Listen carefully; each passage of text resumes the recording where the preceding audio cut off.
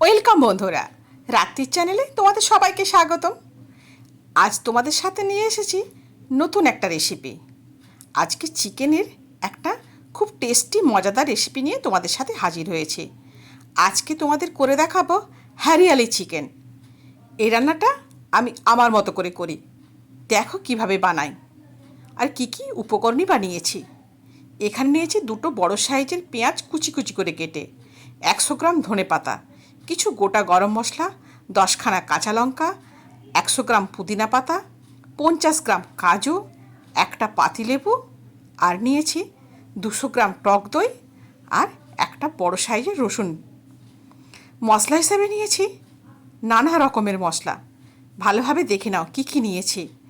নিয়েছি 1 চামচ আদা বাটা, 1 চামচ ধনের গুঁড়ো, 1 চামচ জিরের গুঁড়ো, 1 চামচ শুকনো লঙ্কার গুঁড়ো, গরম মশলার গুঁড়ো, নিয়েছি 1 চামচ গোলমরিচ, হলুদ। আর এই রান্নাটা আমি করব সম্পূর্ণ বিট লবণ দিয়ে। চিকেনটাকে খুব ভালোভাবে ধুয়ে পরিষ্কার করে নিয়েছি। এখানে আমার 600 গ্রাম চিকেন রয়েছে। এবার কিছু মশলা মাখিয়ে নেব। দেখো কি মশলা মাখাচ্ছি আর বা মাখিয়ে কতক্ষণই বা আমি রেখে দিচ্ছি। প্রথমে দিয়ে দিলাম পাতিলেবুর রস। পাতিলেবুর রস দেওয়ার পরে দিয়ে দিলাম 1 চামচ গোলমরিচের গুঁড়ো। এই দুটো জিনিসকে খুব ভালোভাবে চিকেনের সাথে মাখিয়ে নিচ্ছি। বন্ধুরা, যারা আমার চ্যানেলটাকে এখনও সাবস্ক্রাইব করোনি তারা প্লিজ সাবস্ক্রাইব করে নাও। পাশে থাকা বেল আইকনটা একটু প্রেস করে রেখো। যখন নতুন নতুন রেসিপি আপলোড করব তখন তোমাদের কাছে পৌঁছে যাবে। আমি এখানে ধনে পাতা, পুদিনা পাতা, রসুন আর কাঁচা লঙ্কা, কাজু সমস্ত কিছু খুব ভালোভাবে একটা মিহি পেস্ট তৈরি করে নিয়েছি। এবারে এই পেস্টটাকে চিকেনের সঙ্গে মাখিয়ে নিচ্ছি। দিয়ে দিলাম বিট লবণ, তারপরে দিয়ে দিলাম ধনের গুঁড়ো, লঙ্কার গুঁড়ো, দিলাম জিরের গুঁড়ো, গোলমরিচের গুঁড়ো, আর দিচ্ছি গরম মশলার গুঁড়ো, অল্পখানিক হলুদের গুঁড়ো, আর দেবো আদা বাটা। এবারে সমস্ত কিছুকে খুব ভালোভাবে মাখিয়ে নিতে হবে। এই মশলাগুলো যত ভালো মাখাবে ততই চিকেনের টেস্টটা ভালো হবে। প্রায় 5 মিনিট ধরে আমি প্রতিটা মাংসের গায়ে ভালোভাবে মশলাটাকে মাখিয়ে নিলাম। এবারে দিয়ে দিলাম ওই ফেটিয়ে রাখা টক দইটা। এখানে 600 গ্রাম মাংসে আমি 200 গ্রাম টক দই দিয়েছি। টক দইটাকেও খুব ভালোভাবে মাখিয়ে নিচ্ছি।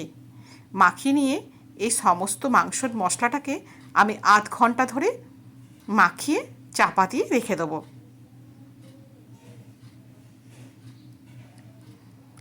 এবারে ফিরে এলাম আধ ঘন্টা বাদে।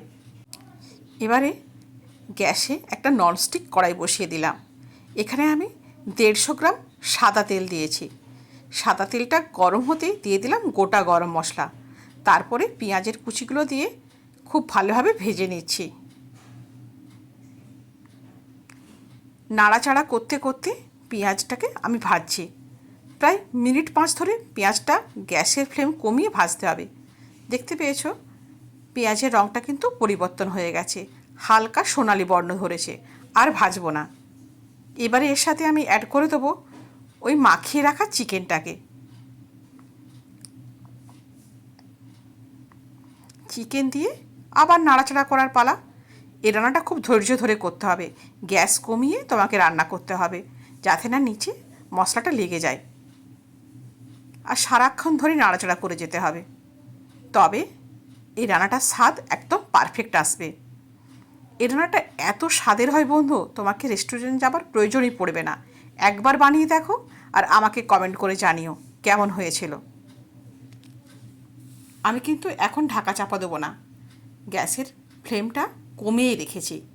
এইভাবে প্রায় মিনিট 15 ধরে আমি নাড়াচাড়া করেই চলছি মাংসটাকে। দেখেছো আস্তে আস্তে কিন্তু কালারটাও মাংসের চেঞ্জ হতে শুরু করেছে, কিন্তু বেশ সবুজ রঙও রয়েছে। মাংসটার চারিধার থেকে তেল ছেড়ে বেরিয়ে আসতে শুরু করেছে। আবার নাড়িয়ে নেব। এইভাবে নাড়াচাড়া করতে করতে মাংসটাকে তোমাকে কষাতে হবে। এখন একদম জল দেওয়া চলবে না। এই মাংসটা প্রায় করতে তোমার মিনিট 40 সময় লাগে, কারণ গ্যাসের ফ্লেম কমিয়েই আমাকে রান্নাটা করতে হয়। দেখো আবার কিন্তু তেল ছেড়ে বেরিয়ে আসছে। যত নাড়াচাড়া করবে মাংসটা তত ড্রাই হয়ে যাবে, আর চারিদিক থেকে খুব সুন্দর একটা ফ্লেভার আসবে আর তেল ছাড়তে শুরু করবে। আমি আবার নাড়িয়ে নিচ্ছি। এইভাবে রান্না করতে করতে কিন্তু মাংসটা সেদ্ধ হয়ে যায় প্রায় 80% মতো।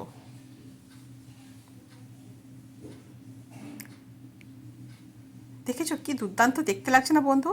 দেখে লোভ হচ্ছে।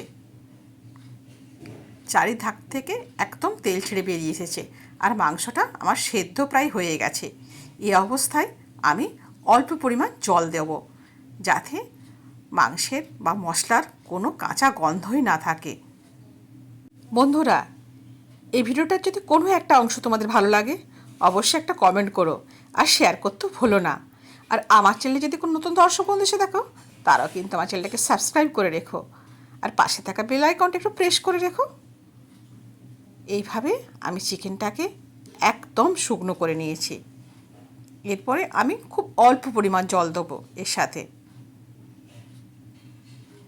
জল দিয়ে এটাকে এবার একটা চাপা দিয়ে ফুটিয়ে নেব। কিন্তু এই রান্নাটা হবে একদম গ্রেভি টাইপের, প্রায় শুকনো শুকনো। এটা রুটি, তন্দুরি, লুচি, পরোটা সবের সাথে ভীষণ ভালো লাগে খেতে। দেখো চিকেনটা কিন্তু আমার রেডি হয়ে গেছে। চিকেনের টেক্সচারটা এইভাবেই রাখবো, কারণ যখন একটু ঠান্ডা হবে তখন এটা একদমই শুকিয়ে যাবে। গ্যাসের ফ্লেম বন্ধ করে দিলাম, একটা পাত্রে এটা ঢেলে নিচ্ছি। দেখেছো কি দুর্দান্ত দেখতে লাগছে? অল্পখানি হলুদ দেওয়ার কারণে এটা হালকা হলুদের ভাব আছে, সবুজ রঙটাও অনেকটা চেঞ্জ হয়ে গেছে কষাতে কষাতে। বন্ধুরা, আজ তাহলে এই পর্যন্তই। দেখা হচ্ছে আবার পরের কোনো নতুন রেসিপির সাথে, তোমাদের সাথে করে নিয়ে। সবাই ভালো থেকো, সুস্থ থেকো। হ্যাঁ বন্ধু, আমাকে মনে রেখো, আমাকে সাপোর্ট করো, আমার পাশে থেকো। ধন্যবাদ।